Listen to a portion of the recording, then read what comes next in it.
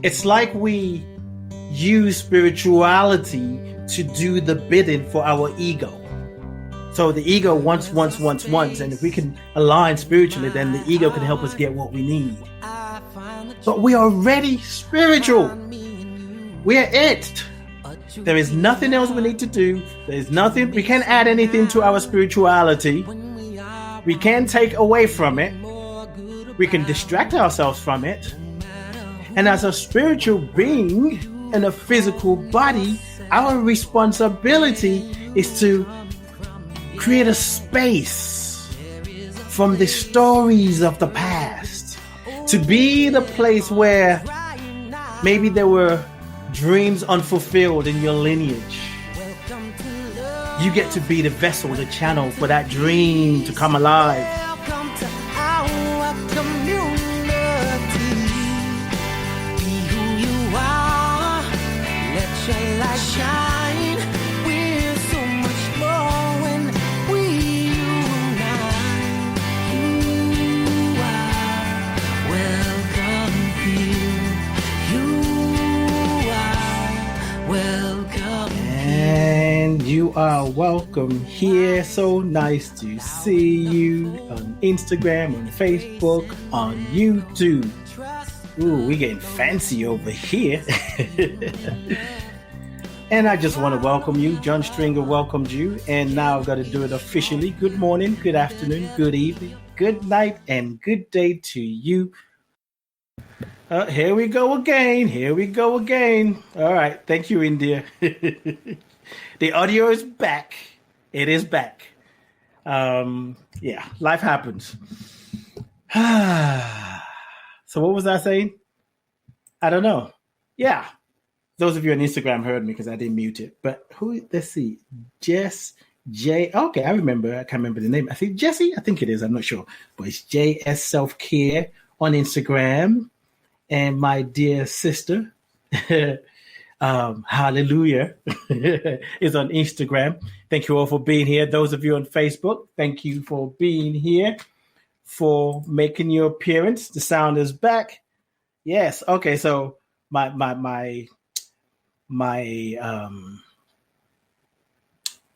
don't want to say helper.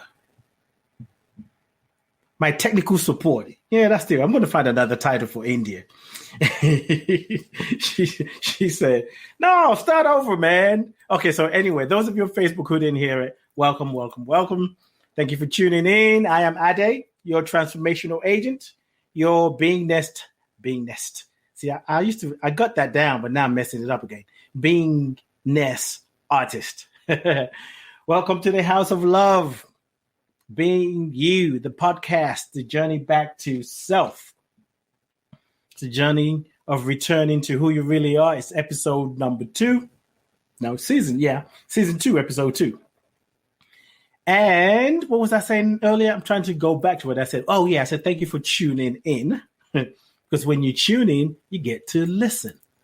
When you listen, you are transformed because you're listening to the still small voice, the voice of the divine that is always whispering, always saying, go here, stop, be still, take a breath, rest, keep going, apply yourself. It's okay. Everything is all right. If you listen to that, when you listen to that, you cannot help but be transformed. It's a guarantee. I guarantee you. You know why? You cannot lose with the stuff I use. It's the best of the best. Today, what's today's date? It is Tuesday, May 12th, 2012. So thank you all for being here. And those of you who are listening on the audio, because I know it may take a little while for people to understand, to know, to kind of get it click in the mind. I'm also doing this live on video, so I'm on Facebook and YouTube. Hey, New Jace, nice to see you. And I'm on Instagram today. See, okay, let's start again. The days that I am alone, when I'm flying solo, I'll go to Instagram until I figure out another way to hook it up. Because when I have a guest, if you're on Instagram, you can't hear my guest. But on Facebook and on YouTube, you definitely hear what's happening. So that's what's happening over here. What do we want? Do I have any announcements? I don't have any announcements. But if you listen to the audio on the podcast, this is the podcast. But if you listen to just the audio, know that you can go on YouTube, Live Conversations Media. It's the channel, Live Conversations Media, and you can see me in action. Quali is in the house. Renee is in the house. Thank you all for being here. It's so good to see you guys. Thank you. I know, right? Grand evening. I like that, Quali. Quali be dropping some hints. So we're just going to jump in and being aware of the time on Instagram. So there's a lot bubbling up for me today as I prepare for today's show. And I've just sort of been in a place where I'm like, okay, all right, Spirit, have your way. The topic is Ancestral Blueprints. And I feel like, it might end up somewhere else. But what I do know is wherever we end up, it's going to be exactly what we need. Because there is no spot where God is not, and God knows what God is doing. So I just let God be God. And when I let God be God, I can chill. Ancestral Blueprints. I feel like there's something else I want to say or need to say, but I don't know. What's today? Today's Tuesday. I said that already, but there's something. I feel like I'm hearing something. Okay, well, let's keep moving. Yeah, what I'm going to do is, I think I'm going to start with daily thoughts. But before I do that, Ancestral Blueprints. What does that mean? Like when you think of when you're building a house, there's a blueprint. There's a blueprint for how many bedrooms you're going to have, where the kitchen's going to be, where the garage is going to be, and on and on and on, right? The same is true for us. There is an ancestral blueprint. We are a combination of ancestral blueprints. So the blueprints from your mother's side, the blueprint from your father's side. So you are a combination of your mother and your father. Whether you know her or not, whether you know him or not, whether he was in jail and never was never in your life, or whatever happens to any of them, they live in you.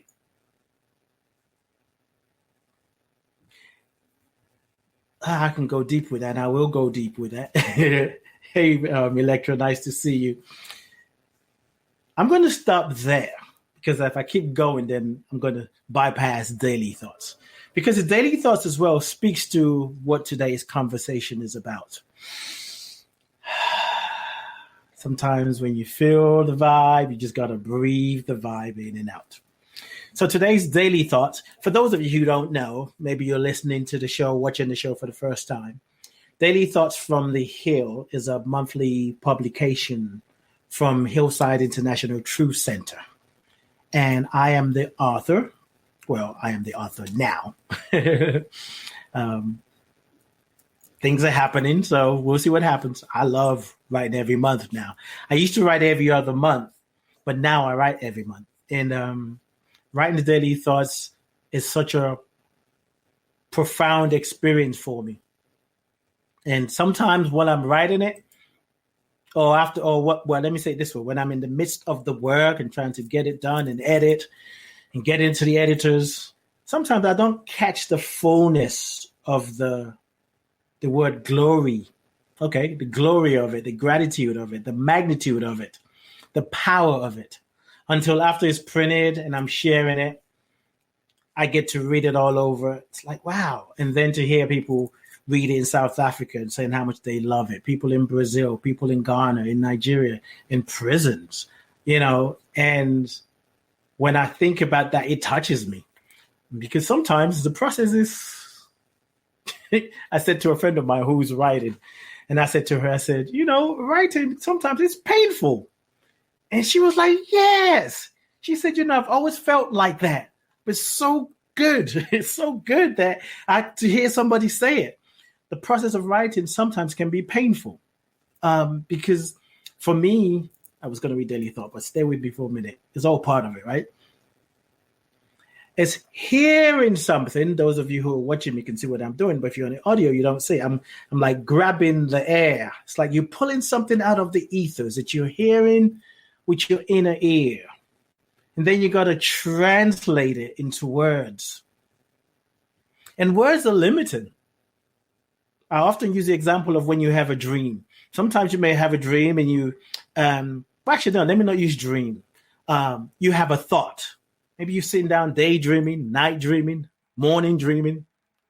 You're in the middle of a thought or just minding your own business, and a thought drops into your awareness. And it may be an answer to something that you've been trying to figure out, trying to work out. And then when you try to explain that to someone, it may take longer than the time it took to have the thought. The thought can be just like that. Like, oh my God. Then when you try and explain it or journal it, it could be 3, 4, 5 pages. So that's what I'm saying about writing daily thoughts. And those of you who are writers, I'm sure you understand. But here's the funny thing about writing.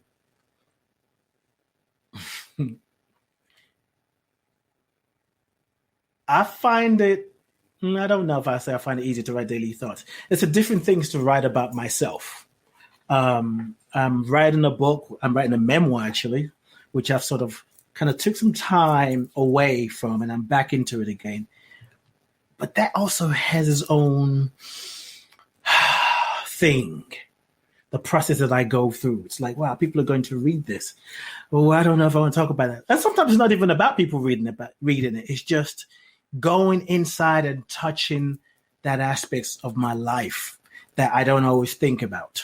And it all ties into this ancestral blueprint, which I didn't know was going to go there, but I trusted it will. So we'll get to that.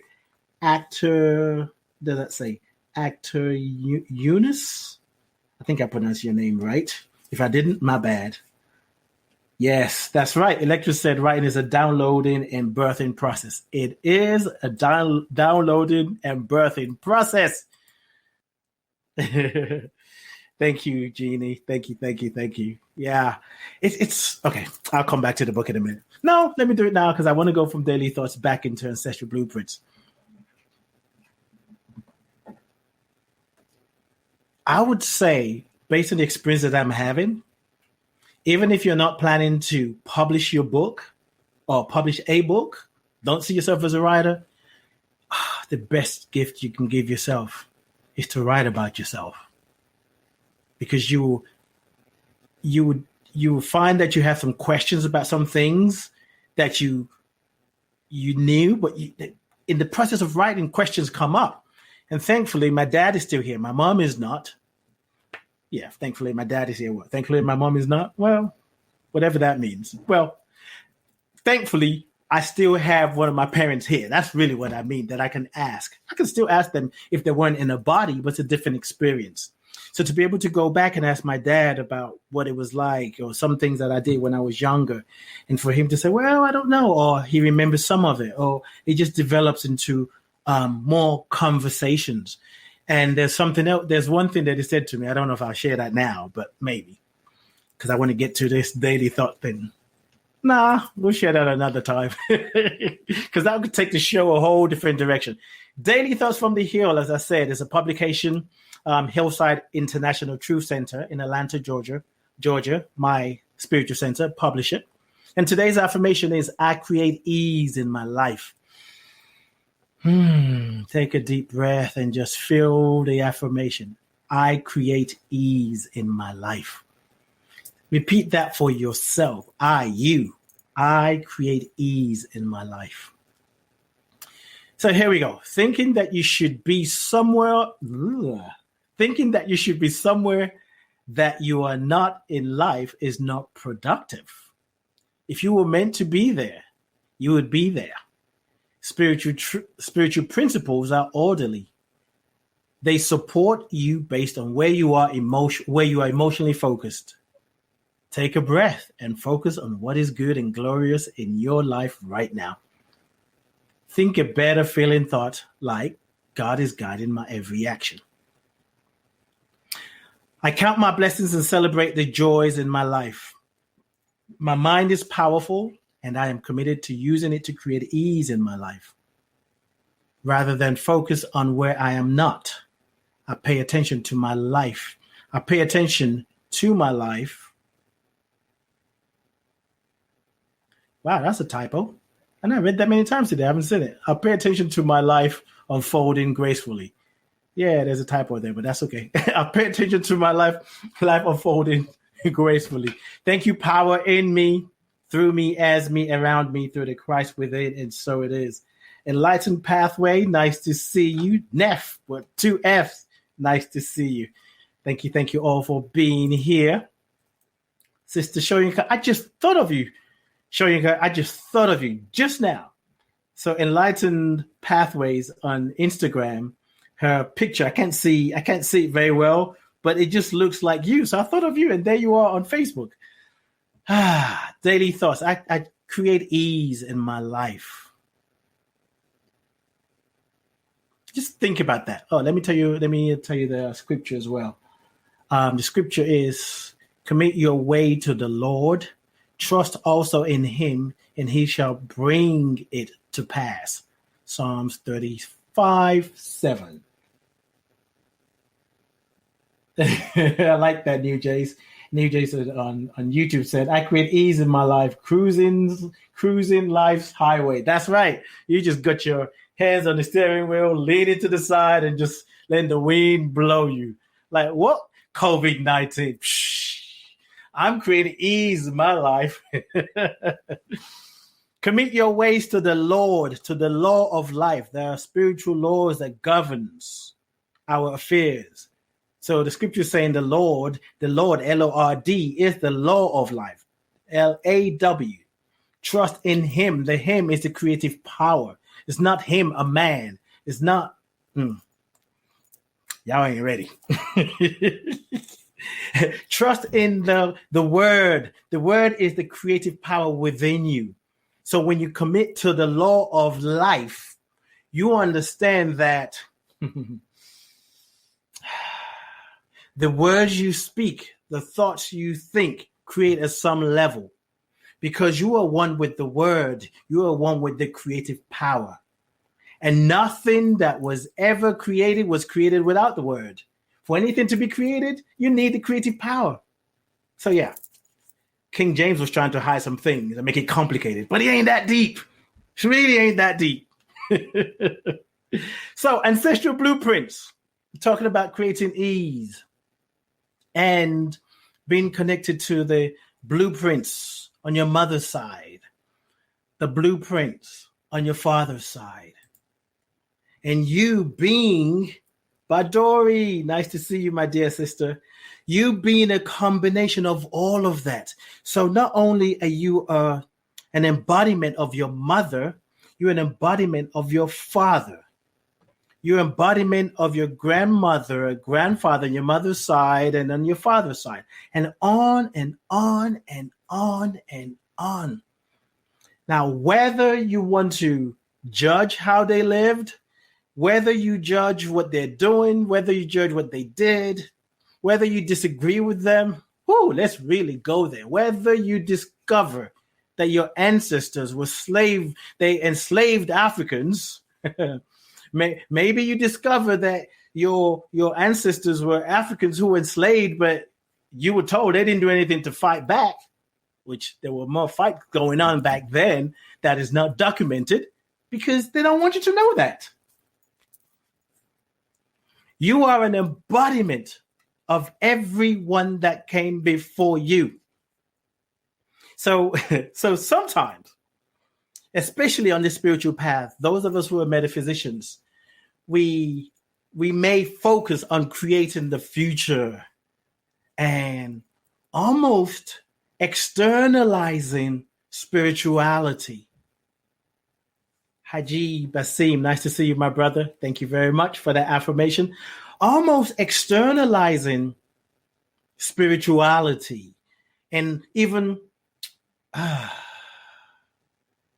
it's like we use spirituality to do the bidding for our ego.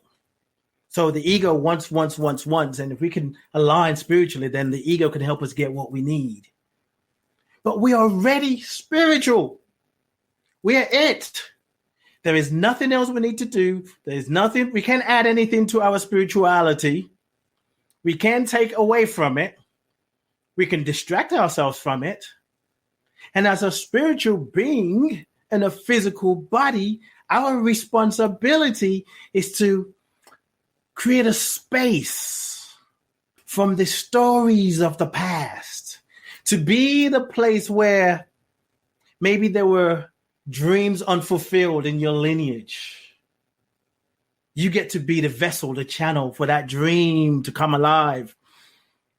Maybe there was some trauma in your family that affects you. The work you do today brings healing in the past. That's how you create ease in your life. It's not even about running from the past. And however your life is showing up is exactly how it needs to be. Because it's a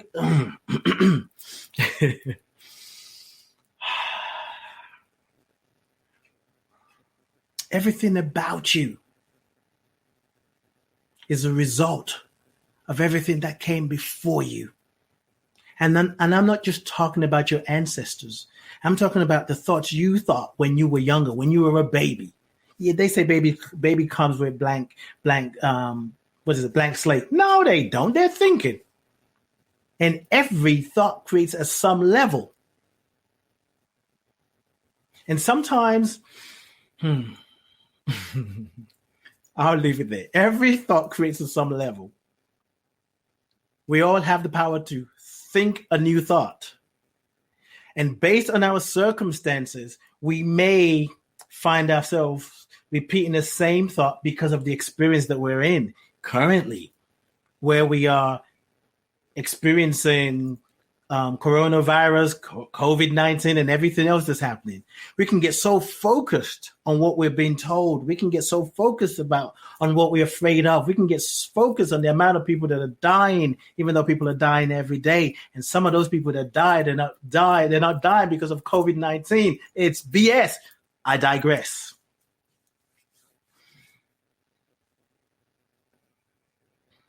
And even if it is, the question is, then what for us? Those of us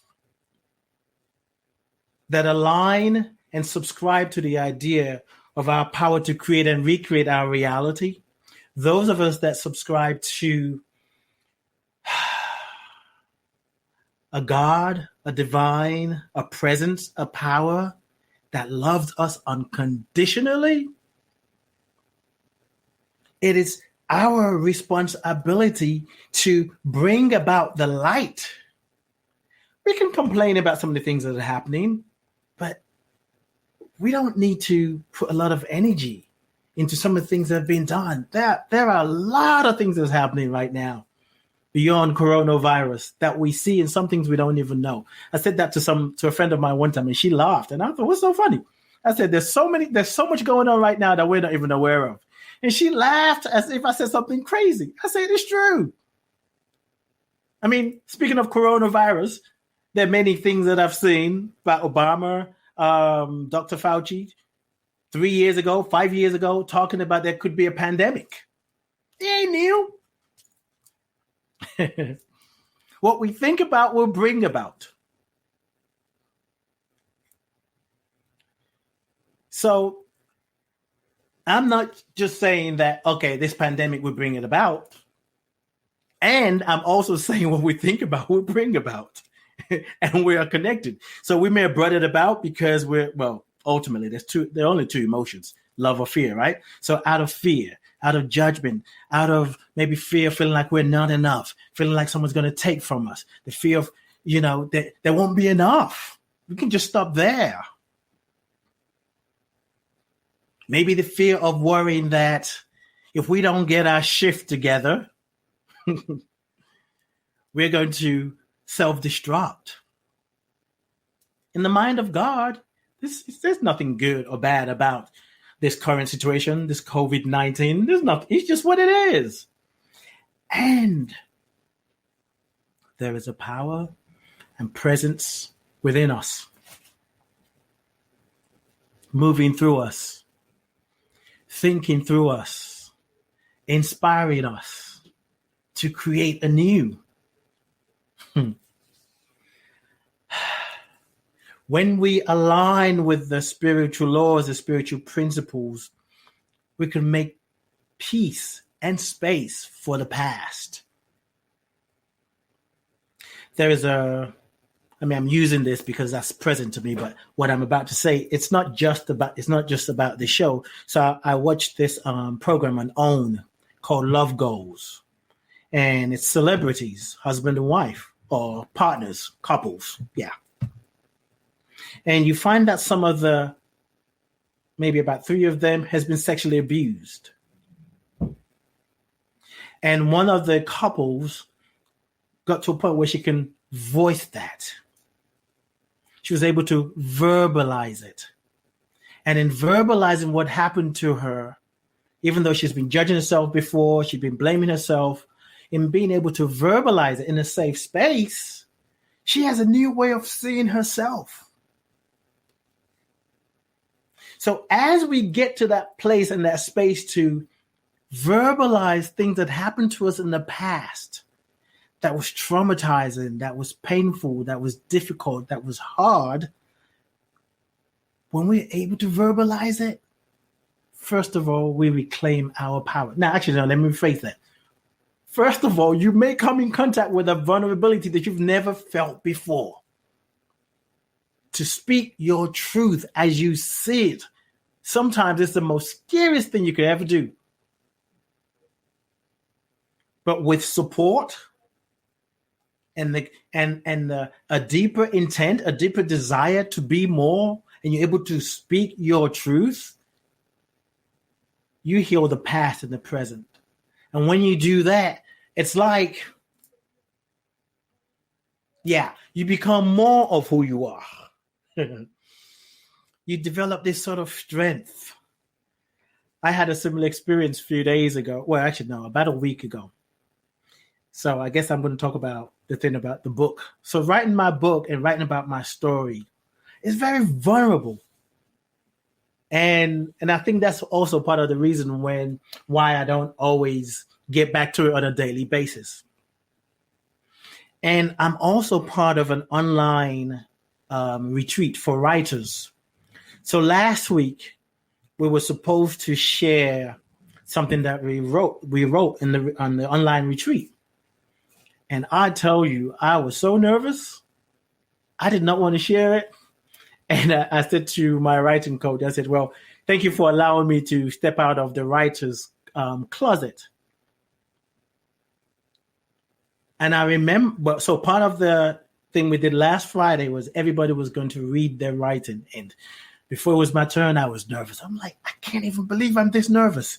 And it wasn't, it was a nervousness where if I yielded to it, I would say, no, I don't want to do it. So it was interesting to watch myself want to step away from voicing something that I wrote. Now, the thing that I wrote came about in the retreat. I don't know if it happened, but those of you that journal, sometimes you're writing and then an idea and inspiration just pops up.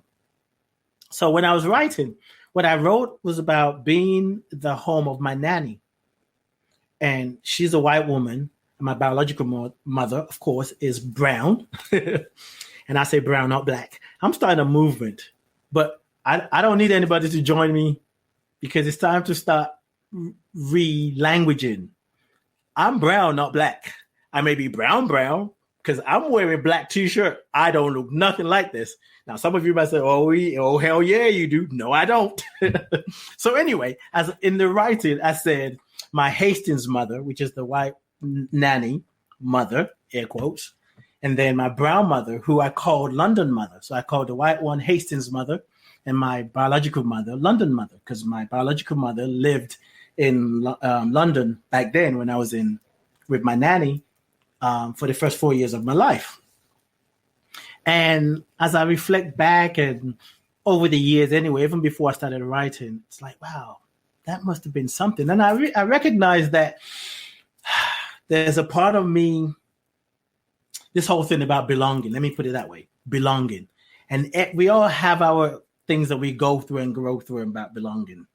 And personally, I feel like all we're ever dealing with is the issue of belonging. Like we're trying to figure out where we belong. We're trying to figure out who sees life the way we do. We're trying to find people who think the way we do, people who like what we like. And when we do, we say, I found my tribe, I found my community. And that's all about acceptance. And it is part of the process of accepting ourselves. But eventually, we must come to a point where whether other people see things the way we see it, whether they're in the same community in our tribe or not, we can accept that we belong. We are part of it all. So that issue of belonging has been it's been a lifelong journey. So anyway, as I was writing, I'm gonna get this story out. One of the things that came up for me was I started to write being in my cot.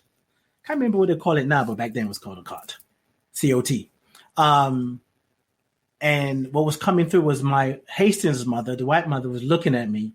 And I was writing from the perspective as if I'm observing myself as a child and how me as a child had questions about how is it that I'm brown and she's white and she's my mother. And then I have another mother, and there were questions. And we had different prompts in the retreat that caused us to kind of write the story, to just follow the story in different directions. And one of the prompts was something about a breeze. And I remember writing that as a child, the breeze came through, and me as a child was looking at my Hastings mother, and with the confusion of trying to see where I belong, the breeze felt like it was communicating with me. And that communication sort of brought not clarity, but just in that space, there was no confusion about where I belonged. There were no doubts. There were no color. There were no two mothers. I was just in this space. And so I had to read that. First, I was nervous because I don't know if it happened, but it did come up. But the thing is, I'm telling my story. But what I remember, the main reason I'm sharing this story is after I read it, before we finished, there was something in me that just felt that I released something. What it is, I don't know. It may be that whole thing that happens when you're vulnerable. And if you stick to it and keep walking, when you get to the other side, you just start to see yourself differently. You might even call it confidence. Like, okay, I can read more of my story. I can read a little bit more. I can read my story. I can tell my story. But after reading it, it wasn't as scary. And I'm thinking, what was that about? Sometimes we don't know. It is what it is. If you're a musician, there are times you may be on stage and you find yourself doing something that you didn't plan to do. Haji is in here. He's a musician. I'm sure he could testify to this. If you're working with young people, Jeannie, I know you know. Anything that we do and it's not structured or rigid, and you open yourself up to be a vessel, sometimes an idea, an inspiration comes and you don't even know if you can move forward with it. But depending on your spiritual practice, your trust of your own self, you might just let it in.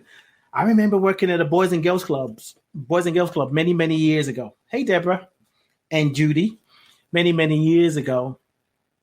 And there were times where young people will come to me and ask me a question. And while they're asking me, I have no idea what the answer is. I don't even know how to help them. Sometimes it's not anything deep, but they're just asking about life. Sometimes there's something they're dealing with. It's a school. And as I'm listening to them, I don't know the answer. What I would do is take a deep breath and say, Spirit, speak to me. Speak through me. And the minute I open my mouth, I'm amazed to hear the things that I'm saying.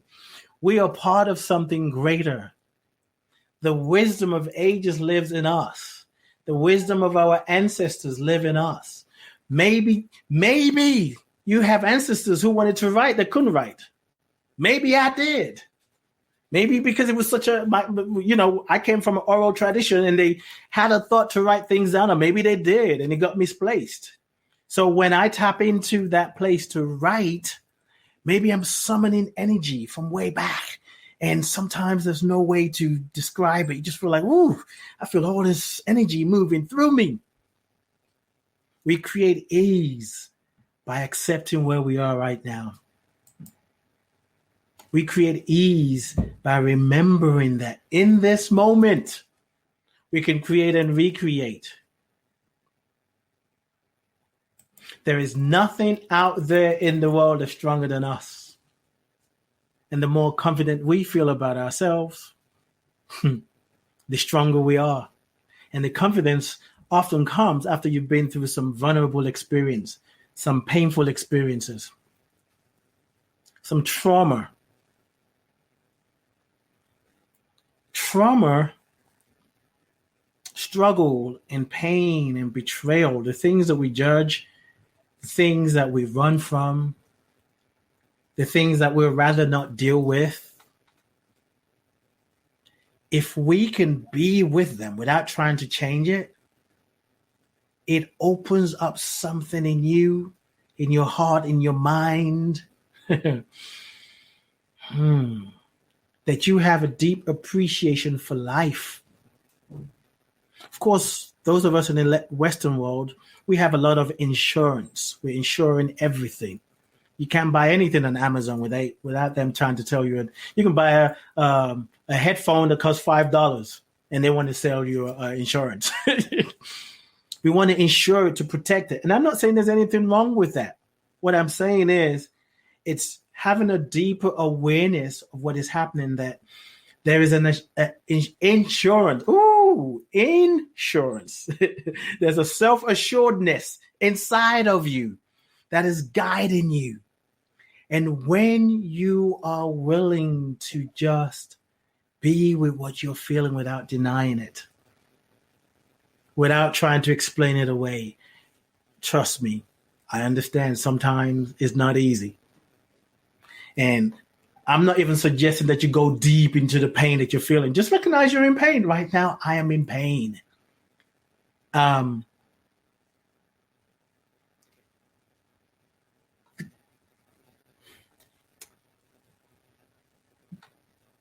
words we speak are powerful. But even more powerful is the energy behind the words, the vibration of the words you're speaking.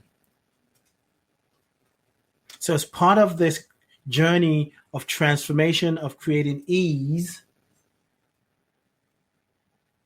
sometimes you must speak the pain out loud without anybody having to tell you, don't say that. Law of attraction is going to create more of that. Yes, it's true that every thought we think, every word we speak is created at some level. Yet, if you speak something that is inside of you that you've been hiding, holding in, and you find the courage to speak it out, that's part of the healing. It's part of the healing. So when you find yourself in a place of being vulnerable and you want to speak it out, it's a good place to be. Being vulnerable is a good place to be. Now, you could choose to resist it. That's right. Because I was thinking go backwards, because we never go backwards. Once you step into a place where you're vulnerable, you become somebody else. You can't go backwards. Now, you can resist what is happening and not speak up and deny it or blame somebody else. Or you can just stay with it. And you can't find the words. but the way it comes out is through tears. Spiritual growth and transformation is about letting go. And to let go, you must have an open heart. So opening your heart to your own process, to humanity is part of the healing. If you're about healing and you can't open heart and mind, or you're not trying to open your heart and mind and you're rigid about it, I question the work you're doing. I'm not talking to anybody here. I'm talking to those who needs to hear what I just said. Let me look at the chat room.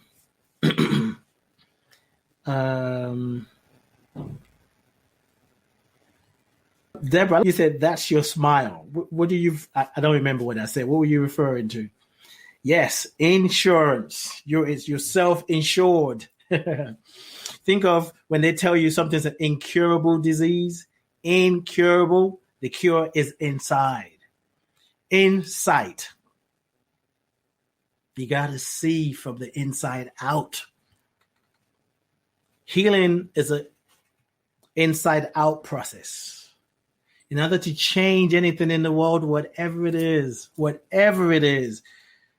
be it finances, relationship, a pattern that you can't break out of, you have to tune in. You have to tune in order to tune out the negativity. You have to go within, and it's spiritual growth. Sometimes it's scary. It's scary. It's challenging. There are many ways that we use to describe our process.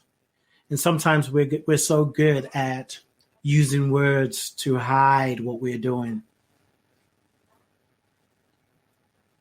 I know I do. That's why I can talk about it. I can answer your question about how are you doing, and I can answer your question, and you won't even know that I didn't answer it. Because one, I may not be feeling comfortable to share it with you. I may not feel strong enough to reveal that part of me.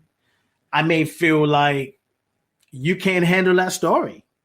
Not as a judgment of you, but more of if I tell you that story, your reaction ain't going to help me because I'm trying to find my ground. I'm trying to stand out. I'm shaky about what I feel. I don't need you saying, oh my God, really? So what are we going to do? No. So I may not tell you the fullness of what is happening. I may just tell you life is in session, and it is. And it's something that we can all, everybody ain't qualified to hear your story. It's not a judgment. It's all about, it's about consciousness. It's about where people are. Some people are invested in fear, doubt, and worry, and the world is coming to an end. And if you tell them there's something's going on with you or something you're working through, sometimes they can't even hold it. They just say, ooh, that must be hard. Ooh, I'm glad it's not me. You're like, wait a minute. I just shared something vulnerable. Can you be with me? Can you hold space? And the thing is, it's really not their responsibility to hold space anyway. So when we find ourselves being judgmental, when we find ourselves wanting to blame them, we can check ourselves. Yeah, it would be nice for somebody to hold space for me and my process. And sometimes they do, sometimes they don't.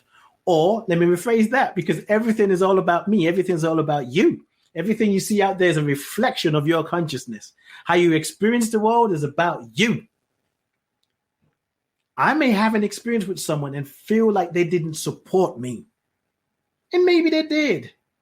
But maybe they didn't. Maybe they didn't. But the most important thing is, what am I going to do with that? Am I going to be mad that I opened my mouth and shared my story with them, and now I feel stupid and guilty and ashamed because they're not helping me the way I wanted them to? And I can feel that. But with spiritual practice, I can bring myself back. I can invite myself back home. I can call myself back home to my heart. And I had a recent experience like that. I shared something with a friend. I didn't hear back. And oh my goodness. I just thought, why did I ever share that story? But you know, the beauty of it is because, no, actually, no, let me not skip that. So I shared the story with a friend because I felt like they had an insight that could really help me because I was trying to see what it is. I've been dealing with that stuff for a while and I knew this person could help me. So I didn't hear back from them for a while. Then I went into, I should have shared my story with them. Oh my God, I feel so stupid, whatever. And then, I don't know, 2 weeks later or so, I spoke to another friend and we had this great conversation about we have a responsibility to ourselves. It is our job to be responsible for what we feel. Whether I feel bad, whether I feel good, it's my responsibility. If someone makes me feel bad, they didn't make me feel bad. They triggered something that caused me to feel bad, but it's my responsibility. I can blame them. That's an option. But I can choose a different path to ask myself, what is it about that conversation, that person that made me feel like, that made me feel bad? When does that ever happen? When was the first time that happened? Has that happened before? So another friend of mine was having this conversation and we were really, and I was like, yes, I said, we don't live in a society where we're taught to be responsible for what we feel, for what we say, what we think is always somebody else's fault. We're always looking for somebody to blame. If they didn't do this, this wouldn't have happened. We blame parents. We blame the economy. We blame the politicians. We blame. And we wonder why there is no change. Because the real thing we need to be asking ourselves is, what is mine to do? What is mine to do? So I had this experience with another friend where I really opened up and shared something with them that really I've been struggling with. Weeks later, I was having a conversation with another friend and we were talking about taking responsibility because this other friend was telling me that lately people are just blaming me for what they feel. And I said, I understand it, but everybody needs to be responsible for what they feel. The one thing about spiritual truth or anything that you speak, it's always a double-edged sword. So if you're calling somebody out, you're calling yourself out. If you're speaking truth about what needs to happen or how it is, that truth would turn right back and face you and like, now what you gonna do? So after that conversation with the second friend, my story about, maybe I shouldn't have shared my story with the first friend, if you can follow. I'm intentionally being discreet. And I brought myself to a place where I'm saying, okay, so what is it about that's causing me pain? Why do I feel ashamed? And it was more about feeling vulnerable, feeling like she was going to judge me, and because she didn't respond back, and I just like picked myself up. And then I went through the process like I didn't know she wasn't going to respond, because certainly if I knew she wasn't going to respond, I wouldn't have had the conversation with her. So think about that. There are things that we do, and then when it happens, we say, I wish I shouldn't have done that. I wish I didn't do that. I'm so stupid for doing that. But if you knew what you're going through was going to happen, you wouldn't have done that. And because it's happening, it's an opportunity to grow. Fast forward back to me. I had to stand by my understanding of being responsible for my own feelings and emotions. And then I wrote, I sent this friend who I shared my heart with, that's how I'm going to put it, and told them about how I felt them not responding. And when I did, they responded back, and I'm not surprised. They responded back almost immediately, apologetic. The gift for me there was, first I shared a story. I felt vulnerable. And then I was beating myself up. And I was stuck there for a while. But somehow I was able to find the courage to have the conversation one more time, even while my ego was like, whoo, if she doesn't respond right now, you're going to be in deeper doo-doo. But I knew that I needed to save myself. I needed to heal myself to say, listen, I'm not judging you. I'm not blaming you. But this is what I would say. This is what I'm feeling based on our interaction. You not responded. And after that, we had such a great conversation, a healing conversation. And as we were having the conversation, I was getting healed about things that I didn't even share with her.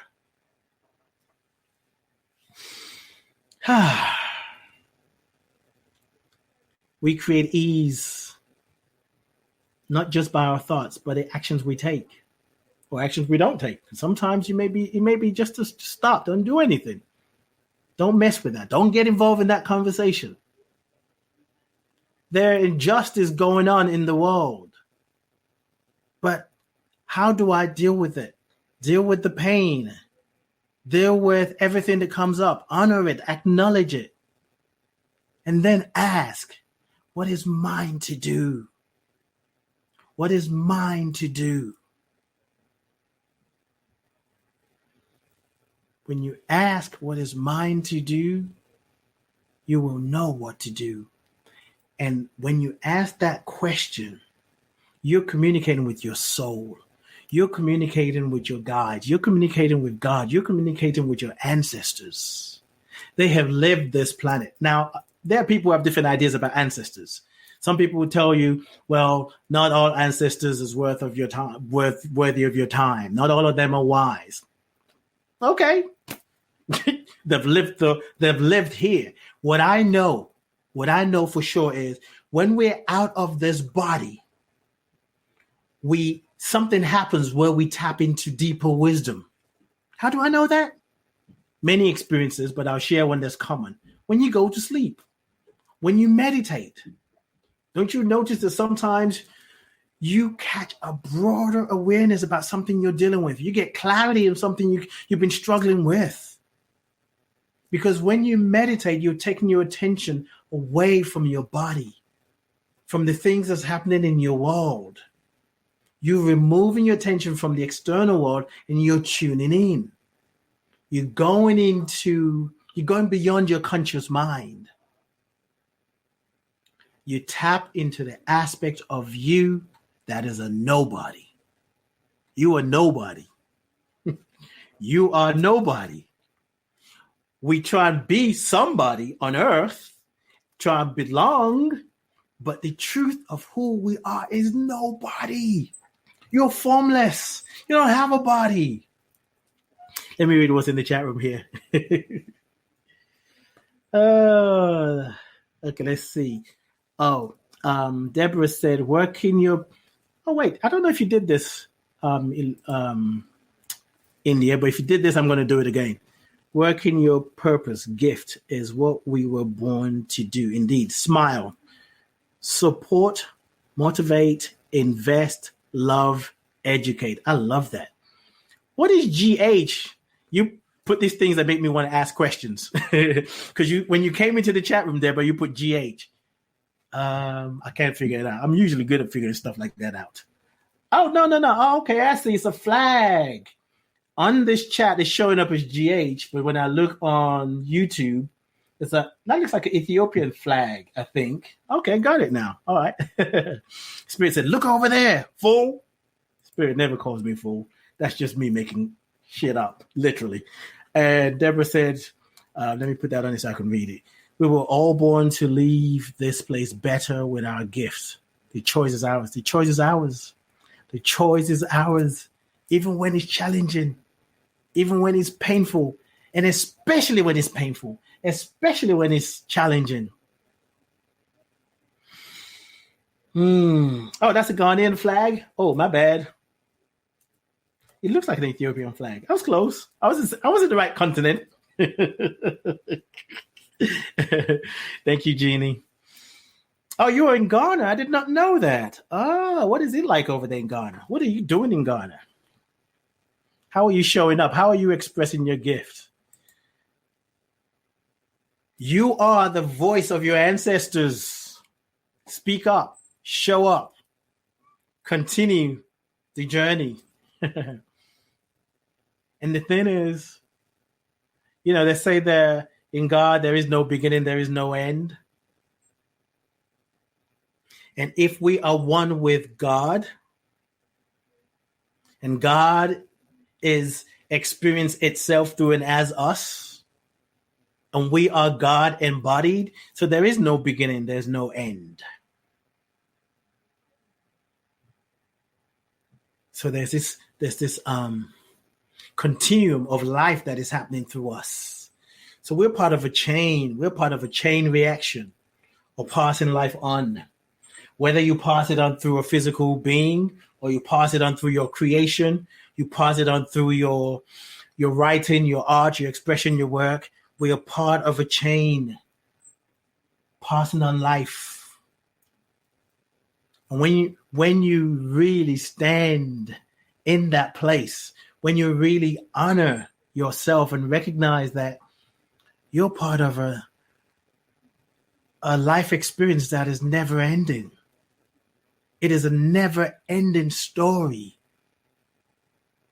And the story is just a story. You get to call it what you will. And part of the story also helps us to choose differently. To say, okay, that's not the best thing we could have done then.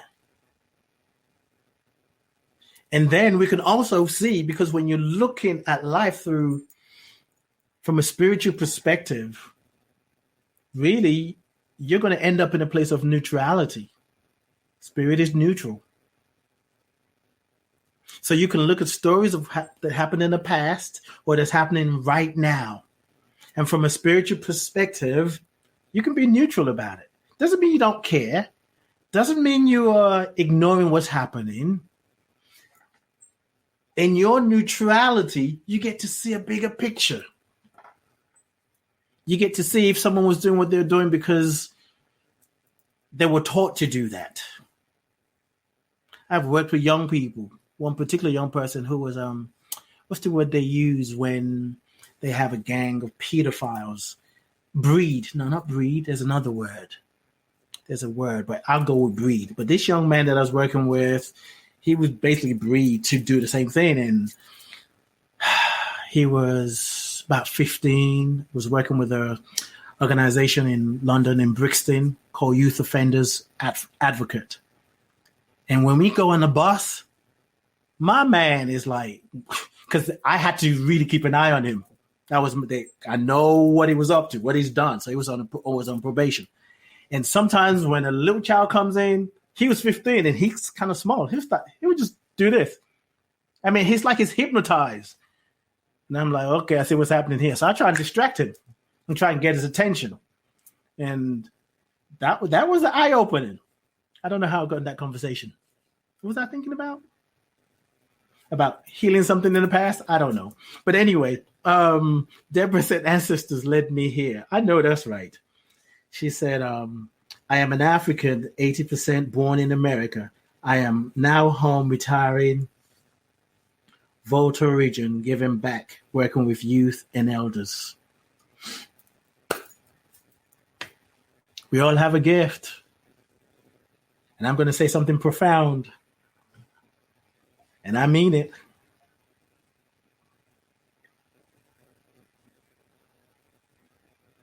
If you're not at peace with your life, it's up to you. I know it's not so profound, is it? It's up to you. Actually, I think what I was going to say start with the letter F, but I don't want to go down that because it's not about that. It's up to you. If you're not happy with your life, if you're not happy where you are, if you're not happy with the way life is, it's up to you. Some is ended already on Instagram. I looked over there. Okay, well, anyway, let's see. Do that, do this. That's a good place to end it on Instagram. That's a cliffhanger. They're like, oh my God, I want to find out what he's talking about. It is never too late. That's right. It is never too late.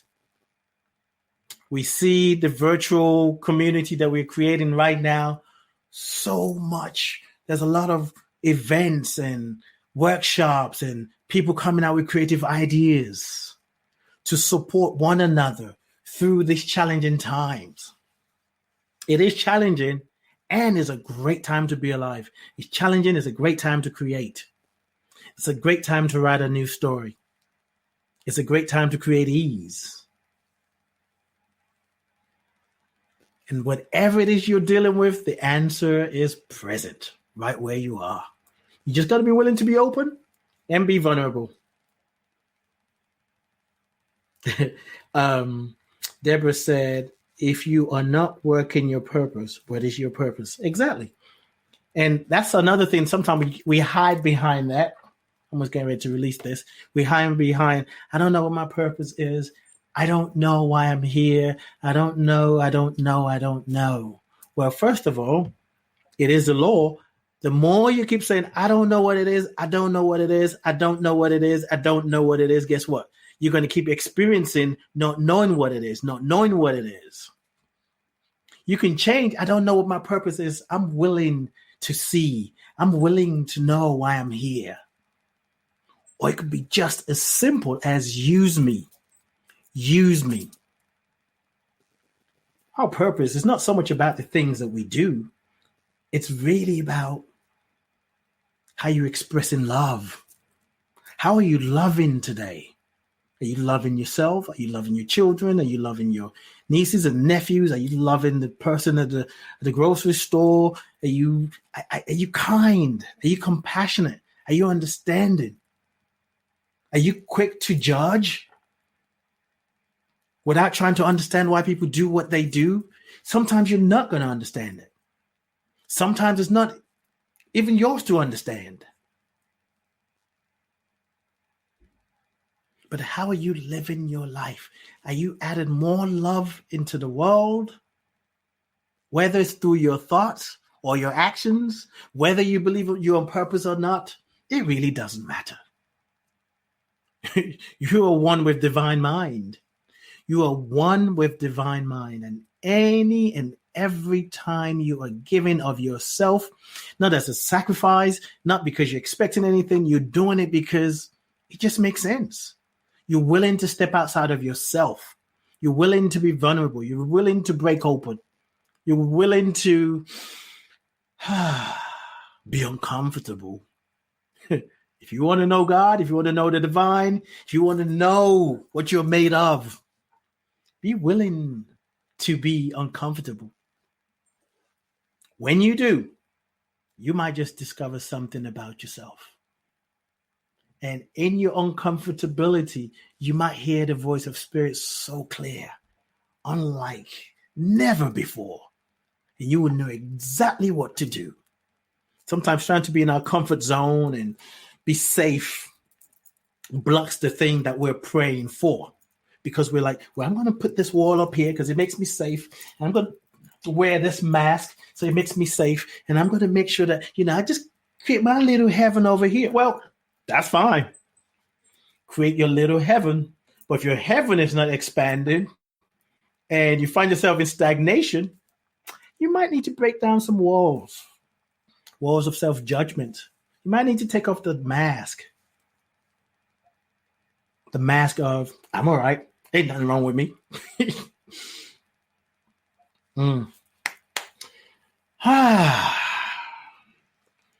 Deborah said, ask yourself these questions. What is it you love doing? You would do it even if you do not get paid. Start there. Yes, I know that to be true.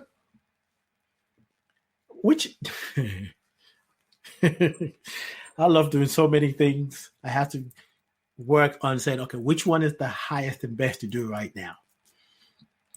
Quali said, no, where it is? Right here. Use me for your best and highest good, Mother, Father, Creator. That's it. Sometimes it's best not to know what your purpose is. Because if you mess it up, if you know it, you might mess it up. You're like, oh, it's supposed to look like this. It's supposed to look like that. Because God told me it's my purpose. No, sometimes it's just use me for your best and highest. Mother, Father, God, Creator, Most High Spirit. Use me. You pray that prayer every day. Oh yeah, you will see differently. It's time to release this conversation. Thank you all for joining me. Yeah, Deborah said you can have several purposes. It's true because it's about what brings you so much joy. So I guess I do. I'm talking about being you, so I use myself as an example. And the reason I talk about myself, as far as I know, truth be told, is because I'm using myself as an example so that maybe somebody will relate to it. I was indecisive if I wanted to do the show today. I won't go into all the long story why, but I had to take a moment to meditate for like 30 minutes. And I heard what I needed to hear. And I was in a better place. But even as it was 30 minutes or so to the show, I was like, I don't know. But since doing the show, I'm like, why did I want to do the show again? When you do the thing you love, when you surrender to the voice, when you surrender to the guidance, you discover another part of yourself that nobody can take away from you. And that way, you create ease. And your actions, your thoughts, brings the ancestral blueprints of your life into visibility. You get to, in a way, make your ancestors proud because you're proud, because you are your ancestors. They're not stuck somewhere looking down at you. Everything is connected. Everything is one. So your ancestors live in you. So yes, earlier what I said, what you're doing, you're bringing the dreams of your ancestors alive. They're in you. So the dream never dies. The vision never dies. And you get to pass that on. Thank you very much. Thank you, Deborah. Thank you, India. Thank you, Kwali. Kwali said thank you, Ada, in India. But I was going to thank India as well. India, what you doing over there? Do you want to say something? Okay, hold on. Let me switch my thing because sometimes I had to unmute my mic. Oh, that's what it was? Yeah, It was me. Hi, everyone. I am behind the scenes most of the time, but yes, I enjoyed the message. I am here with my great aunt, 92. So this was a message for me that our ancestors do live within us, and that is our blueprint. And it's just so great. I get to take in the moment of her being 92 years old and just the wisdom she holds, and she's teaching me, and just her moving slow right now. And it just, we're in this slow time, and I'm like, why am I rushing here? Why am I trying to rush there? What am I trying to accomplish? I'm going around in circles. And she, one quote that I will always remember that she always reminds me of, she says, I may not move fast, but I will still get there. Oh. And it just permeates my soul. Yeah. I'm just like, I'm going to still get there. I am going to still get there. So this was definitely a message for me. And sometimes I get distracted with it because I'm like, you're one of my mentors as well too. So I get, I'm engulfed in what you're saying. Yeah, this was definitely a message for me. And I get to sit and revel in this energy and this wisdom that she gets to bring as well too. Yeah, that you just delivered. See, you became an example of us being a voice for the ancestors. She's still here. But what you said, I may not move fast, but I'll get there. I'll get there. All can use that. We may not move fast, but we'll get there. Sometimes moving fast is going to get you off track. Off course. Yep. Thank you, India. Thank you. I appreciate you. All right, ladies and gentlemen, thank you, Ernestine. Thank you. I love this thing called God. It is constantly inspiring and nudging and guiding. Sometimes you don't even know why you do what you do. It's just like, ask if she wants to come on. I'm not done yet. I got something else that I want to say that needs to be said through India. I may not move fast, but I'll get there. And I needed to hear that because I got stacks and stacks of things to do that I haven't done. This is the first thing really when it comes to do that I'm doing. I couldn't. Today was a very hard day, but it's just before the show. I was feeling all loosened up. Thank you very much, Kwali. I appreciate you. Thank you, beautiful people. I love you. I bless you. I appreciate you. And I thank God for you. Whatever you do, do it for the love of it. If you're taking care of yourself, do it for the love of it. If you're doing it for somebody else, do it for the love of it. Don't do it for what you can get. Sometimes there's some things we do because of what we can get from it. What's in it for me? Well, in fact, really, whatever you do, there's always a what's in it for me. So even if you're giving of your time, you're doing it for what's in it for you. Because selfish, no, not selfish. Service is a selfish act. Chew on that. When you give of yourself, who reaps the benefit first? You. Whatever you give unto yourself. I love you once again. Thank you very much. Peace and blessings. I'll be back next week. And be well. I see with new eyes, allow and unfold, embrace and let go, trust the flow. There's a freedom in love when you follow your heart. Together we are stronger than we could ever be apart.